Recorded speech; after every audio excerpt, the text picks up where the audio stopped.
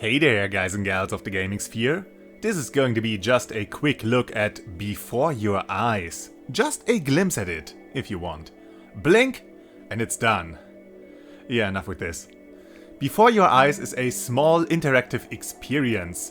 To call it an adventure game would already be a bit too much. You're pretty much just in for the ride as the story develops in front of your eyes. You control the game by just looking around and blinking to confirm your actions or progress to the next scene. The game originally released 2 years ago on PC and used your webcam to track your eyes to see if and when you are blinking. You were able to play this game without a webcam, just with the mouse, but where's the fun in that? The game has received a lot of praise since it released, mostly for its heartwarming or breaking story, with a comparably small amount of negative reviews, some of them mentioning the blinking mechanic not working correctly under certain circumstances. So all in all, this was a successful, unique experience. And with the release of the PSVR2 that heavily marketed its eye tracking technology, the game got a port for the new virtual reality headset. And yeah, this story seems fine so far. Without really spoiling anything, you start the game being dead and getting picked up by the ferryman who has you reliving some of your memories in chronological order, but with sometimes smaller and sometimes massive time skips in between. And it is you blinking that causes the scenes to end, with you potentially missing out on discoveries or lines of dialogue. And then time moves forward. An interesting concept for sure. I mean, what other game allows you to partake in a staring contest with an NPC to have him slowly glitch out? What I remember about blinking is, well, it's only a matter of time.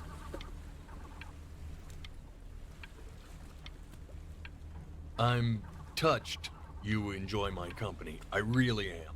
But I'll have to ask you to have some respect for the process here. There is a dry eye in the house. 2 of them. And they belong to this guy, right here. No, really, man. I need you to blink.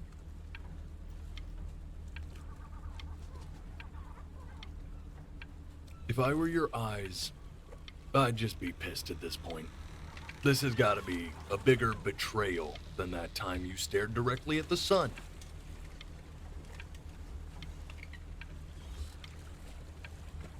Ooh, look! He's going for a world record. That'll be so much cooler than saving your soul from eternal damnation.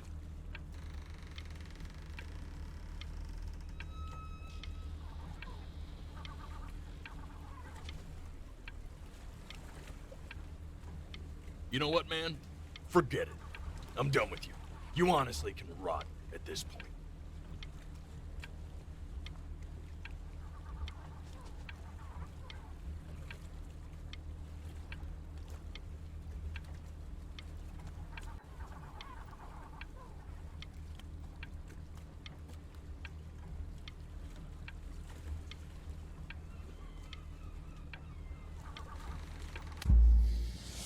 I haven't played through the whole game yet, so I don't know how heartbreaking the story will get, but so far it's a well-told and mostly well-acted, grounded coming-of-age story, with some signs of tragedy looming on the horizon.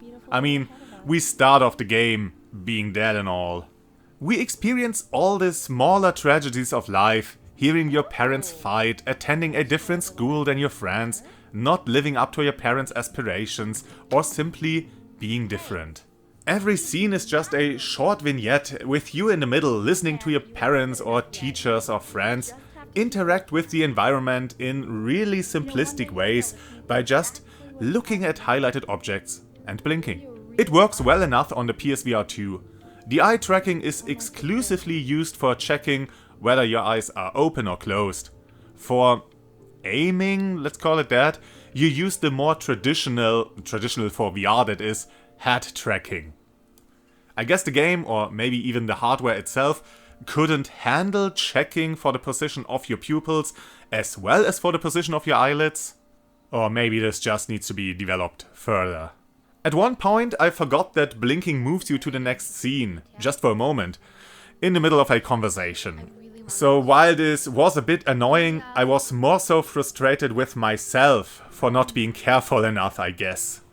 This actually emphasizes the game's theme of loss, of holding on to the precious moments of your life and losing those you love all over again. When it works. Which it mostly does. I had 1 or 2 moments where I was sure I didn't blink, but the game registered me doing so.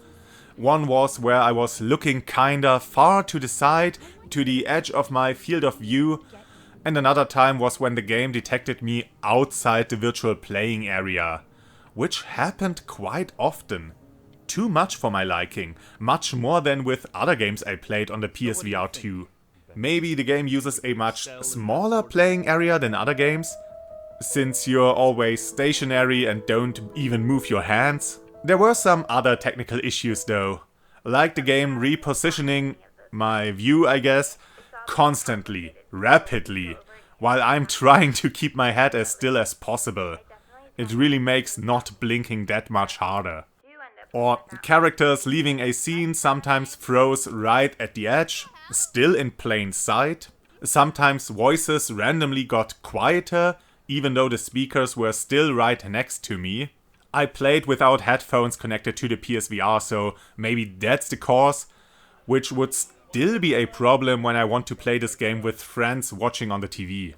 I don't know if these problems existed in the original version or are a result of the surely more complicated VR environment. The adjusting view certainly is due to the game being in VR.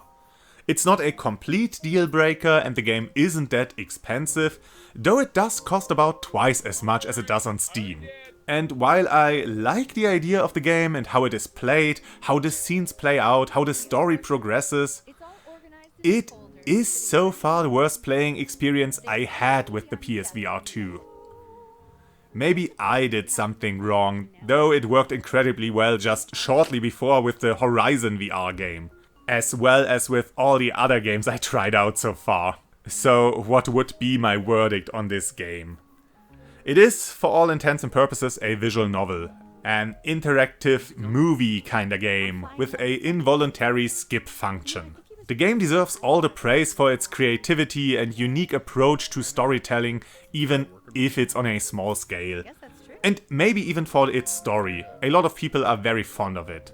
My issues might be just with the VR version, and while I did enjoy it in VR, I don't think the game gains all too much from it being in virtual reality.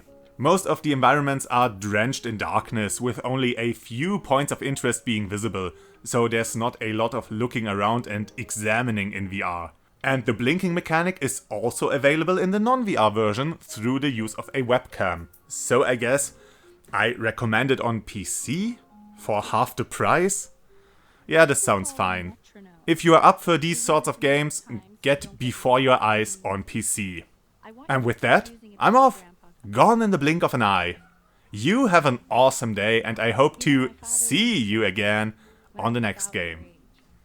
Yeah, nailed it.